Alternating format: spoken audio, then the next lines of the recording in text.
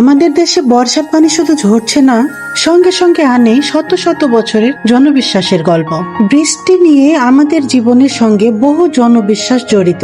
গ্রামে এখনো প্রচলিত আছে, বর্ষার প্রথম ফোঁটা যদি মুখে লাগে তা সৌভাগ্যের চিহ্ন।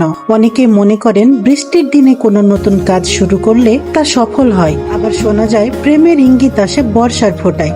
যেদিনে বৃষ্টি পড়ে সেই দিনে প্রেম জড়ায়। এই বিশ্বাসগুলো শুধু কল্পনা নয়, প্রাচীন সমাজে মানুষ ফসলের উপর বৃষ্টির গুরুত্ব বুঝত। যদি বৃষ্টি না পড়ে ফসল নষ্ট হতো, পরিবার ক্ষুধার্ত থাকতো। তাই তারা বৃষ্টিকে শুধু প্রাকৃতিক ঘটনা হিসেবে নয়, আশার প্রতীক হিসেবে মানত।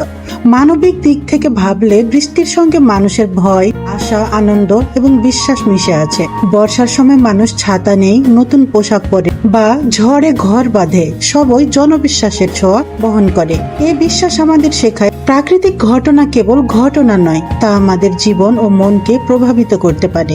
ওল্ড বিলিভস ডাই হার্ড, অর্থাৎ পুরনো বিশ্বাস সহজে মরে না। বৃষ্টি যেমন বারবার আসে, তেমনি এই জনবিশ্বাস প্রজন্মের মধ্যে জীবিত থাকে। তাই একটু ভাবো, আমরা কেন এখনো বর্ষার প্রথম ফোঁটা নিয়ে এত বিশ্বাস করি? এটি কি শুধু কল্পনা, নাকি আমাদের আবেগ ও আশা জাগানোর একটি প্রাচীন উপায়? প্রিয় আপনজন, যদি আজকের ভিডিওটি তোমার মন ছুঁয়ে যায়, তবে আমার সাথে কানেক্ট হয়ে যাও, কারণ প্রতিদিন দুপুর 2টায় আমি এমনই জীবন ঘনিষ্ঠ ও উপকারী ভিডিও আপলোড করি। জানার না জানার মাঝামাঝি যেটুকু বিশ্বাস, সেখানে থাকো। তোমার কথা বন্ধু শিরিনের গল্পে থাকো। আর আজকের বৃষ্টি শুধু পানি নয়, প্রজন্মের শিক্ষা, বিশ্বাস এবং অনুভূতির প্রতীক।